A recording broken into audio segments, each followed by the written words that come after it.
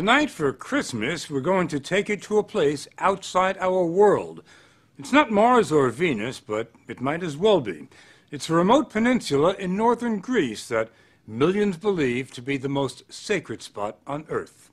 It's called Mount Athos, and prayers have been offered here every day with no interruption for more than 1,000 years. It was set aside by ancient emperors to be the spiritual capital of Orthodox Christianity, and has probably changed less over the centuries than any other inhabited place on the planet. The monks come here from all over and do everything they can to keep what they call the world far away. Not surprisingly, journalists are not exactly welcome. For more than 2 years, we corresponded, negotiated, and frankly pleaded for an invitation, but ran into one monastic wall after another. Then, as we first told you last spring, much to our surprise and delight, the monks finally said, "Okay, come see who we are." The story will continue in a moment.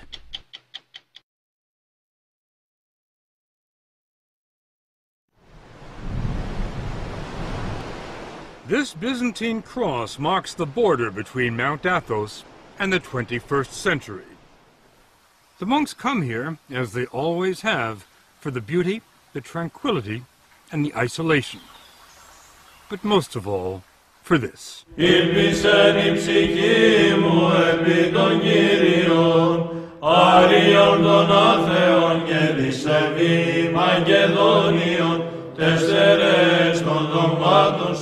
Father Yakovos is one of the few Americans on the mountain.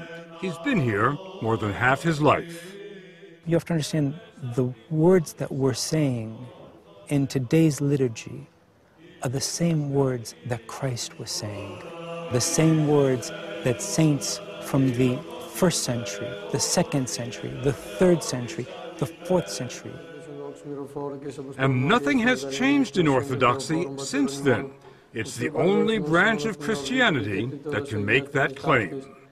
Father Eliseos is the abbot, the top man, at Simonos Petros, one of the 20 monasteries. It was Abbot Eliseos who invited us here, and never let us forget what a rare privilege it was. It happened once, in 1981. The last time you invited a television crew here was 1981. Correct. We weren't going to invite you, but your persistence convinced us to open the door.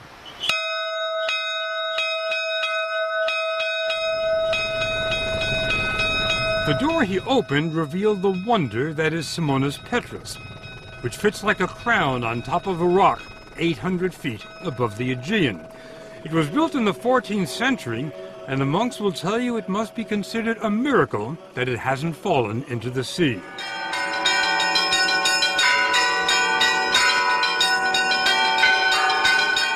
There are 20 monasteries on Mount Athos. Some look like medieval fortresses. Others are so large they resemble small cities. They rise from virgin forests and line the coast, shrouded in mist. There's nothing on this 130-square-mile peninsula other than monasteries and monks. Nothing. We expected Mount Athos to be a quiet place, but we couldn't have imagined how quiet until we were dropped off here. The silence is only broken by the occasional tapping on a chiseled piece of chestnut. It's a call to prayer, and it started being used here before there were bells. Οι άνθρωποι που βρίσκονται εδώ έχουν ένα και μοναδικό σκοπό. The monks here have one goal, and that is how to get closer to God. Father Serapion wanted us to understand that there is no place on earth closer to heaven than Mount Athos. Μόνο πάνω από 1000 εκκλησίες κάθε μέρα κάνουν θεία λειτουργία. Every day, 1,000 divine liturgies are celebrated on the peninsula. Είναι μοναδικό. It's unique in the world and in the Orthodox Church. Exactly what makes it unique. Ο απόλυτος τρόπος της ζωής των μοναχών. It's the absolute way of life of the monks. It's a Spartan way of life, but all the monks we talked to said they never want to leave, not even for a day. So they try to be self-sufficient. They grow their own fruits and vegetables, do their own tailoring, and when they get sick, there's an in-monastery doctor, Father Imolaos, who's not very busy because the monks are in excellent shape. There's remarkably little cancer, virtually no heart disease or Alzheimer's. They must be doing something right in addition to drinking wine at 9 in the morning. They eat 2 meals a day. There's what they call the first meal, which lasts 10 minutes, and the second meal, which lasts 10 minutes. There's no meat and no dinner table conversation. The only sound, a monk reading from sacred texts.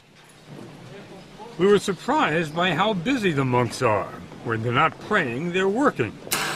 Father Theodosius, born a Lutheran in Germany, is a mechanical wizard who has given the monastery continuous electricity and occasional hot water.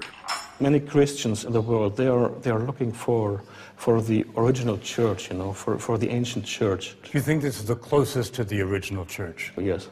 When you come to Orthodoxy, you will see it has everything you ever sought for. Father Averkios takes care of the ancient footpaths here. He clears the trails. We went with him on what was for us an exhausting hike on the hills above the monastery. It wasn't tough for him, though. He says that after decades of roaming the world, this is his path. I've been to many places. Tell me where. From Switzerland, of course, from Sweden, Finland, Spain, Portugal, Singapore, Australia, and Texas. Texas. How did you like Texas? I liked very much. I liked mostly the people. Now, with all the traveling you've done, how did you end up here? I was searching for a way of life. I can give all of myself to that. And I think the God of Jesus is above all the others, money, lifestyle, even family. The family at Simonas Petras consists of 54 monks from 8 countries. Father Yakovos came here 25 years ago from Winthrop, Massachusetts. This is about as beautiful as it gets. I think so. He took us on a tour of the monastery. It'd be tough enough to build a monastery on top of a rock today, but how did they do it in the 13th century? You know, that's something which even modern-day architects are amazed at. When the workers came and saw the site where St. Simon, the founder of our monastery, wanted to build, they looked at him and they said, "You're crazy." "Are you crazy?" Of course. So being crazy was not a bad thing? No, not at all. Now, back then, how did you get stuff up here? We have mules. It takes 15 minutes to walk through the monastery into the sunlight. Enough time to find out that Father Yakovos' journey to Mount Athos started at the age of 6, when his father showed him a picture. It was just so impressive, and I turned around and I said to him, "Dad, you know, I don't think that I'm going to be able to believe that somebody lives in that building until I step on those balconies myself." Destiny. It is a little bit. From the age of 6. Yes. Father Yakovos doesn't follow what's going on in Winthrop or anywhere else today. There are no newspapers, no radio, no television on Mount Athos. There are a few telephones, and Father Yakovos got a call last year. His father was dying. Prior to his death, he was asking if I would go so I could see him one last time. Reasonable request. From a father, I think so. My response was negative, though. You didn't go? I didn't go. I didn't go because of the fact that monastics do not go to funerals of their relatives or their friends. They remain here at the monastery. When your father asked you to come see him one last time, and you said no, was there any feeling of, I'm letting my father down? Not at all. I know that we're going to see each other in paradise one day. The whole idea at Mount Athos is not only to isolate oneself from the outside world, but to let go of all memories of one's past life. The purpose of your being here, as I understand it, is prayer without distraction. I'm not being distracted now. Why are you laughing? First, tell me why you're laughing. Why am I laughing? Because St. Paul says we're to pray unceasingly. What's funny about that? That's not what's funny about it. What's funny is how you think I can stop praying. You're praying every minute of the day. Even right now when we're talking. Really? Of course. You don't see Father Iakovos praying while he's talking, but look at these other monks. Their lips never stop moving, not for a second. They just keep reciting the Jesus prayer day and night. Lord Jesus, have mercy on me. It becomes like breathing.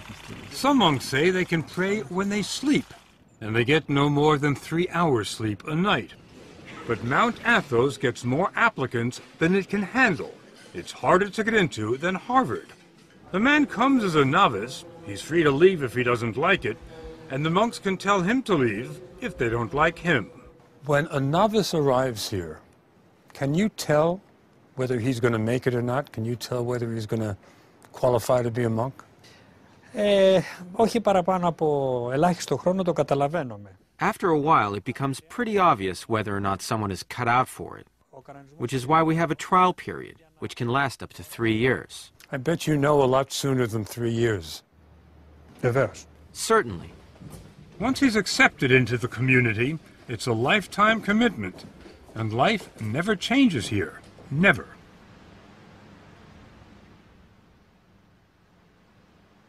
Every day at 3 in the morning,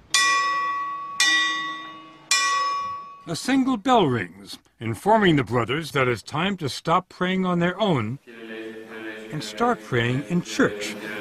On a typical day, and every day is a typical day, the services last 8 hours.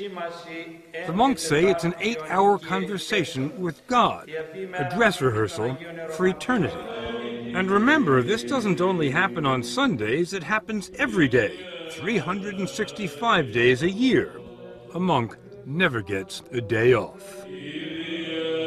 This is the Divine Liturgy, the life of Christ, celebrated by men whose only passion is to move closer to Christ every day.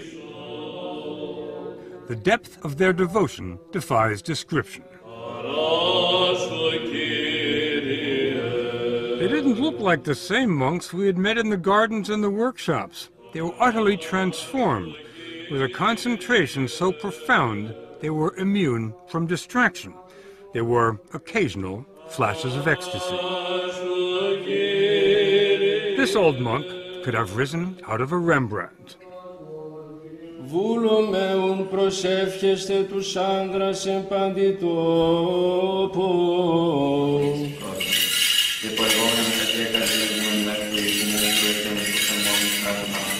There are no musical instruments in the church, just chanting. Chanting without end.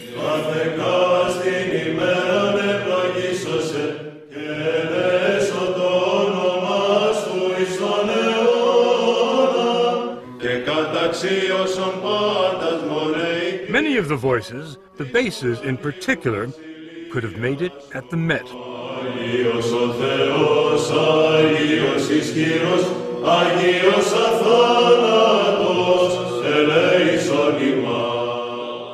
We didn't understand the words. We didn't really have to. This phrase we knew.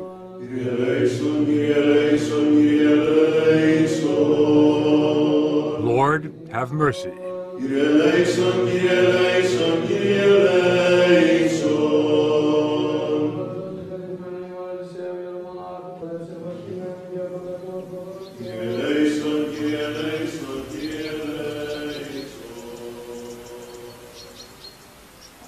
The most miraculous thing about Mount Athos, when we return.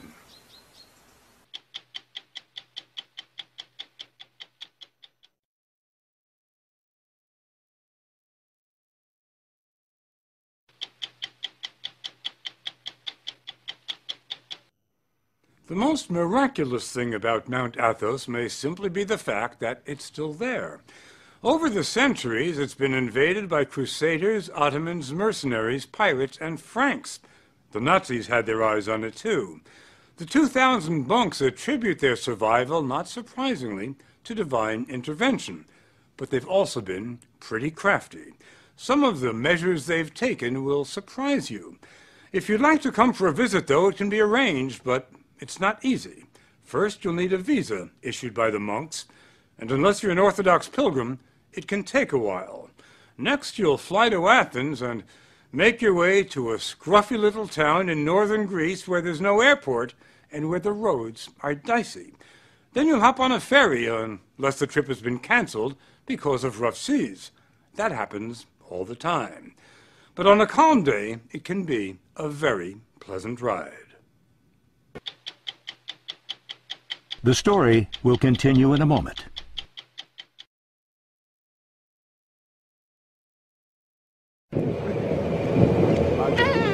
The monks will tell you it takes years of prayer and soul-searching before they're ready to leave the world for Mount Athos.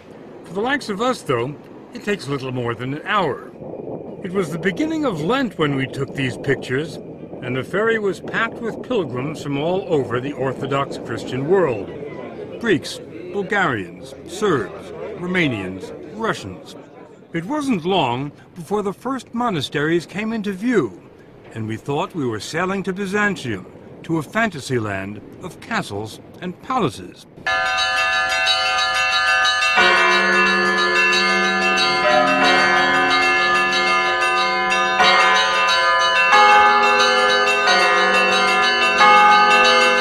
We were headed for Vatopedi, one of the oldest and largest monasteries on Mount Athos. It had the feel of a medieval city. Holiness seemed to seep from the very stones, from the frescoes on the 10th century church, from the marble font for holy water. But then there was the monastery's secular-looking centerpiece. There's nothing remarkable about the clock tower at the Vatopedi Monastery, except for one thing. Check out the time. It's just about 8:30. Now, my watch reads 2:30. That's a 6-hour difference, and there's nothing wrong with their clock or with my watch. It's because the monks on Mount Athos keep Byzantine time. The day starts at sunset, not at midnight. The monks measured time this way during the days of the Byzantine Empire. That's the Christian empire that followed the fall of Rome. And that's the flag they still fly here. How long ago did the Byzantine Empire fall? 1453. 1453. That's a well-known fact. Well, it wasn't to us, but to Father Serapion, 1453 is the day before yesterday. This peninsula is the only place in the world that still keeps Byzantine time. It has maintained this time for some 550 years. It was harvest time when we arrived, and dozens of monks were hard at work in the olive groves on the hills overlooking the monastery. That's where we ran into Father Nicandros from Melbourne, Australia. This place looks like a summer resort, like a holiday resort, like a retreat, but it's not. It's an arena. It's an arena? Yes. What do you mean? The unseen warfare. Unseen warfare? That's right. What does that mean? We fight against the angels of the dark side, you see, of the devil, Satan. The battle against Satan and the dark side is waged here every day. The spiritual leader at Vatopedi is Abbot Ephrem. Here, the life of Christ is experienced in a genuine way, and this doesn't happen in many other places in the world. What I'm talking about is the art of salvation. It just so happened that while we were there, the monks celebrated an elaborate 7-hour vigil, and the church was packed with pilgrims. It's held once a year to honor the archangels Gabriel and Michael. According to the Bible, Gabriel and Michael led the army of angels that expelled Satan from heaven.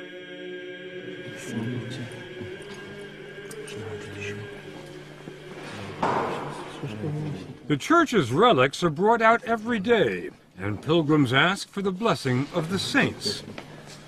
The most sacred relic on the entire peninsula is in this case, fabric said to be part of a garment worn by the Virgin Mary. The irony is that while the Mother of God is revered here, no other woman is permitted to even set foot on Mount Athos. It's been like that for 1,000 years. The reason, according to Orthodox doctrine, is that Christ gave the peninsula to his mother, and all other women have been excluded so as to fully honor the Virgin Mary. It's also been said that in the days before the ban, when women did come here, the monks became distracted and couldn't devote themselves entirely to prayer. They say it's been a lot easier since the last lady left. Keeping women out certainly wasn't much of a problem 300-400 years ago. Do you feel that's becoming problematic today? I don't think so, because the monastery itself and all the land around it is our property. And if we don't want women coming onto our property, we have every right to do that. Mount Athos may be the last all-male bastion in the world, and Father Arsenio says it has to stay that way. Here we are concerned solely with purity and our elevation to eternity. If women are permitted, they'd bring their families and their children. This place would become a tourist attraction and no longer a place of silence. If we wanted to experience profound silence, we're advised to go to Stavronikita. It's the smallest monastery on the Holy Mountain, but it has some of the most remarkable treasures. You stay in the silence just by walking in. There's no electricity here, so the icons and mosaics are illuminated only by shafts of sunlight and a few candles. St. Nicholas, the patron saint, John the Baptist, and the Virgin Mary. We were stunned by the magnificence of the art here, but then we ran into Father Maximus, a former professor at the Harvard Divinity School. He told us what we were seeing cannot be described as art. They're devotional objects, and they're part of the living liturgical life of the church. So we don't have any art, and we're not a museum. I mean, to put it starkly. Whatever you call it, it's priceless. That's why the monasteries have been invaded and plundered so many times over the centuries. The monks' most recent brush with history happened only 70 years ago. The Nazis were coming their way. In the spring of 1941, the Germans invaded and occupied Greece. They marched up the Acropolis, raised the swastika beside the Parthenon, and were about to invade. The monks asked for a meeting with Nazi officers who advised them to appeal to Hitler himself. Hitler did send a team of German academics to Mount Athos. They took 1,800 pictures of the mountain's treasures, and it wasn't because they enjoyed photography. Hitler wanted the monastery's riches in Berlin. The professors were sent as an advance team to catalog the treasures of the Holy Mountains so that a selection of things could be made to be removed. Didn't happen, did it? No, it didn't. Not a single thing was taken. Father Maximus believes they have the Russians to thank for that. That by the time the Nazi scholars completed their work, Hitler was bogged down in Russia and wasn't thinking about icons. That Nazi period has been largely forgotten here. To the monks, it was just one more blip on the road, and a small one at that. Today, Vatopedi is the most popular destination on the mountain. It hosts 35,000 pilgrims a year and offers more than spiritual sustenance. The monks have their own fishing boats, and the catch is pretty good. The fish are served fresher than in any Greek restaurant. The refectory dates from the 12th century, and since the 12th century, the food here has been free. Vatopedi has been supported by rich benefactors, emperors, princes, kings, and today, partially by pilgrims with deep pockets who commission icons in the making. But the ancient treasures? Not a chance. They can't even see them. They're under lock and key. It's not a new security system, but it works. Normally, it takes more than one monk to unlock the door, because no one monk is allowed to have all 4 keys at the same time. It's sort of a medieval version of the nuclear launch control.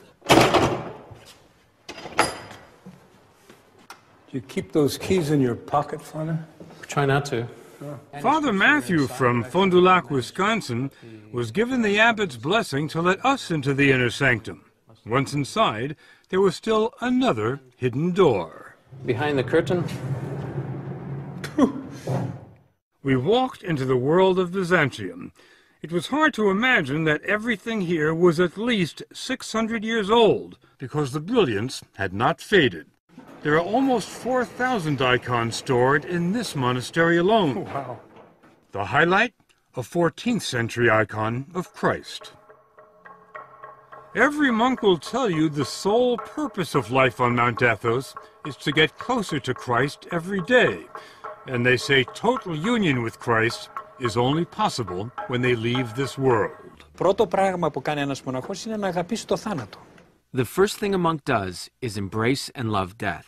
Embrace and love death. Γιατί ο θάνατος... Because death is the ticket to the other life. Without a ticket, you can't travel. Where do you get the ticket? Εδώ, στη ζωή αυτή. In this life, that's what we do each day.